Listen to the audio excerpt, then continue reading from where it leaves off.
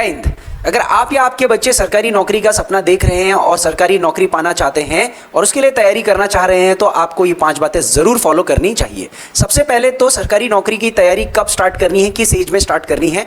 दूसरी, जॉब कैसे चूज़ करें, आईएएस का पेपर देना है या बैंक एसएससी का पेपर देना है, ये किस तरीके से सेलेक्ट करें। और तीसरा, तैयारी कैसे करें, खुद से तैयारी करें या फिर किसी मेंटोरशिप कोचिंग प्रोग्राम में जाएं। और चौथी चीज़ जो मैं आपको बताऊंगा वो है कि निरंतरता यानी कि कंसिस्टेंसी कैसे लेकर के आनी है ताकि आप सफलता को जल्द हासिल कर पाएं।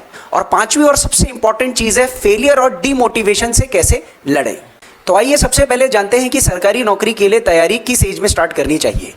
एक आंकड़े के अनुसार पता लगाया गया है कि इंडिया के अंदर ज़्यादातर एस्पिरेंट सरकारी नौकरी की तैयारी ग्रेजुएशन के बाद करते हैं, यानी कि जब उनकी उम्र 23-24 साल हो जाती है। और उसके बाद जब ये स्टार्ट करते हैं तो प्रिपरेशन सिस्टम में आने के लिए 3-4 साल लग जाते हैं और 27, 28, 30 साल तक जाते जाते एक एस्पिरेंट मैच्योर होता है और तब तक 70 to 80% एग्जाम्स की जो अपर एज लिमिट है वो निकल जाती है और काफ़ी लोगों को असफलता का सामना करना पड़ता है। तो अगर आप मेरी बात माने और मैं आपको जो सजेस्ट करूंगा वो ये सजेस्ट करूंगा कि अगर आपको अपने बच्चों को सरकारी नौकरी की तैयारी करवानी है तो 12th यानी कि स्कूलिंग के बाद ही आप उसको सिस्टम के अंदर फिट कर दीजिए। बेशक आप उनको ग्रेजुएशन करवाइए या जो अदर स्किल बेस्ड आप डिग्री डिप्लोमा करवाए, लेकिन पैरेलली आप एक मोटिव और रखिए कि 1-2 घंटा वो सरकारी जॉब को लेकर के भी थोड़ा बहुत इंटरेस्टेड रहे और उसके लिए हल्की फुल्की तैयारी करना स्टार्ट करे, ताकि जब तक उसकी ग्रेजुएशन कंप्लीट हो जाती है तो आपका एक अच्छा खासा बेस तैयार हो जाता है और ठीक 22, 23, 21, 22 साल के बाद ही आप एग्जाम के अंदर आ सकते हैं, सिस्टम के अंदर आप आ सकते हैं। ध्यान दें, जितना जल्दी आप सिस्टम के अंदर आओगे उतना जल्दी आपको सफलता हासिल हो सकती है और उतना ही ज़्यादा आपको कंपटीशन से लड़ने में मजबूती मिलेगी। तो स्टार्ट अर्ली। और देखिए, ज़्यादातर इंडिया के अंदर जो एग्ज़ाम्स हैं उन एग्ज़ाम्स में आप बैंकिंग में जाओगे तो 28-30 मैक्सिमम एज लिमिट है, सिविल सर्विसेज में 32 ईयर्स मैक्सिमम एज लिमिट है, एसएससी में 28 ईयर मैक्सिमम एज लिमिट है और डिफेंस के एग्ज़ाम्स में 24 मैक्सिमम एज लिमिट है। थोड़े बहुत एग्ज़ाम वाइज ये फ्लक्चुएट हो सकते हैं, तो इसलिए आपको स्टार्ट जल्दी करना है। और दूसरी सबसे बड़ी चुनौती ये आती है कि कौन सी सरकारी नौकरी की तैयारी करनी है, यानी कि एग्ज़ाम कैसे फ़िल्टर करें। आज की डेट में डिफेंस सेक्टर में आ जाइए, बैंकिंग में जाइए, एसएससी में जाइए, टीचिंग में जाइए, एडमिनिस्ट्रेशन में सिविल सर्विसेज हो गया, स्टेट पीसीएस हो गया और इस तरीके की तमाम सरकारी नौकरियां हैं। उसके साथ साथ कुछ टेक्निकल इंजीनियरिंग की भी जॉब्स है। तो चूज़ कैसे करें, ये 2-3 बातों पर डिपेंड करता है। सबसे पहले तो ये डिपेंड करता है कि आपका ड्रीम क्या है, आपका इंस्पिरेशन क्या है, कि आप किस नौकरी को पाना चाहते हैं। तो सबसे पहले तो अगर आपका कोई जॉब आपका ड्रीम है तो आप उसकी जो एलिजिबिलिटी क्राइटेरिया है, उसकी क्वालिफिकेशन है, आप उसको देखिए और उस क्वालिफिकेशन को अचीव करिए और साथ साथ में फिर उसके हिसाब से प्रिपरेशन करते रहिए।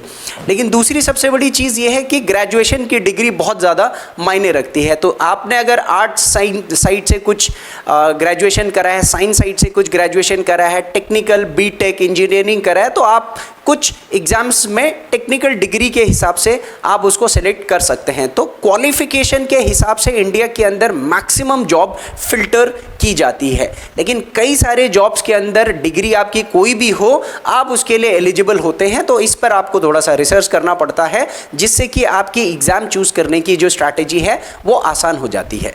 90% से ज़्यादा लोग भारत के अंदर ऐसा कोई एक स्पेसिफिक एम लेकर के चलते नहीं हैं। उनका ज़्यादातर टारगेट ये होता है कि हम ऐसी तैयारी करें जिससे कि हम सब तरीके के एग्ज़ाम्स को दे पाएँ और किसी न किसी में ही हम एग्ज़ाम क्रैक कर पाएँ।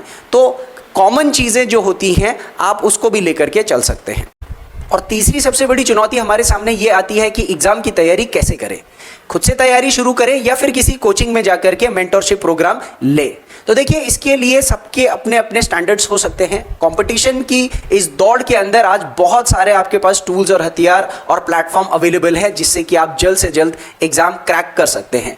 खुद से तो आपको करना ही है, इसके लिए तो कोई भी दूसरा ऑप्शन नहीं है। लेकिन हाँ, अगर आप कोई मेंटरशिप प्रोग्राम में एनरोल्ड होते हैं, किसी ऑफलाइन कोचिंग में जाते हैं या फिर किसी ऑनलाइन कोचिंग में जाते हैं, तो आपको उससे ये हो सकता है कि थोड़ी सी सफलता जल्दी हासिल हो सकती है। लेकिन ये सेलेक्ट करना कि ऑफलाइन कोचिंग में जाना है या ऑनलाइन कोचिंग में जाना है, तो अगर आप बिगिनर हैं और आप ठीक ठाक शहर में रहते हैं और आपके शहर में ठीक ठाक एवरेज कोचिंग इंस्टीट्यूट्स अवेलेबल है, तो मैं सजेस्ट करूंगा कि सबसे पहले आप ऑफलाइन कोचिंग सेंटर्स में जाओ, क्योंकि उसका माहौल और उसका जो इन्वॉल्वमेंट और इंटरेस्ट लेवल है वो आपको सिस्टम के अंदर इंटीग्रेट करेगा।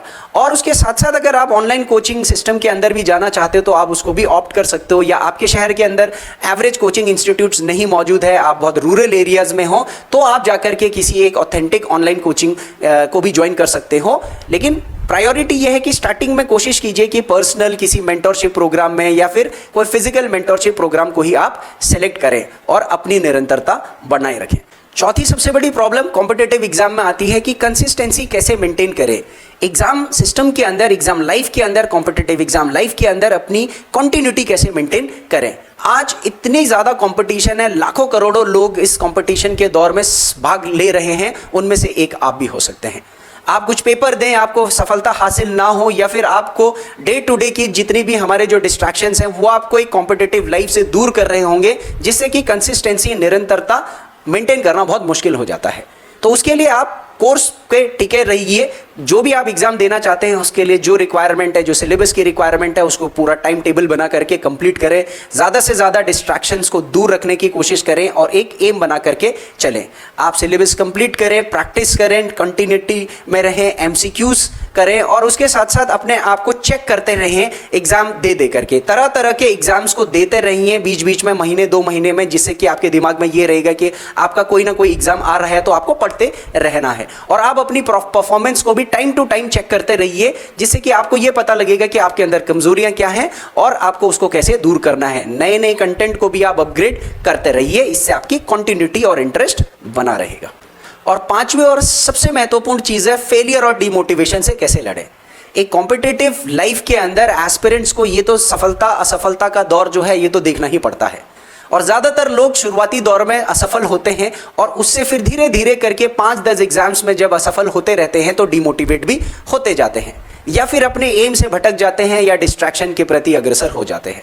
तो ध्यान दें कि सबसे पहले अपने आप को आपको मोटिवेटेड रखना पड़ेगा, अपने आप को पॉजिटिव एनवायरनमेंट में रखना पड़ेगा, कॉम्पिटिटिव लाइफ के एनवायरनमेंट में रखना पड़ेगा। और दूसरी चीज़, आप ऐसे कुछ इंस्पिरेशनल लोगों को फॉलो कर सकते हो, वीडियोस देख सकते हो, कोट्स फॉलो कर सकते हो, बुक्स रीड कर सकते हो, जिन्होंने कठिन परिस्थितियों से उभर करके अपनी सफलता को हासिल किया होगा, और वो आपको मोटिवेट करेंगे ताकि आप डेली बेसिस पर आप उस लाइफ से दूर ना हो और आप जब तक अपने एग्जाम को क्रैक ना करें आप उस सिस्टम के अंदर बने रहें। उसके साथ साथ अपने आसपास हमेशा एक पॉजिटिव एनवायरनमेंट बनाइए रखिए, फैमिली का सपोर्ट लीजिए, फ्रेंड्स का सपोर्ट लीजिए, और अपनी जो एग्जाम प्रिपरेशन की चीज़ें हैं लोगों के साथ डिस्कस कीजिए, और लोगों को आपके जो कॉन्सेप्ट्स हैं, जो आपने चीज़ें सीखी हैं वो शेयर कीजिए, ताकि उससे भी आप मोटिवेटेड रहेंगे। और इसके साथ साथ आप एग्ज़ाम लाइफ के अंदर मोटिवेटेड रहने के लिए आप प्रैक्टिस करते रहिए, रिवीजन करते रहिए, और पेपर को भी आप देते रहिए, जिससे कि आपको एक कॉन्फिडेंस बिल्डअप होता रहेगा कि आप सिस्टम के अंदर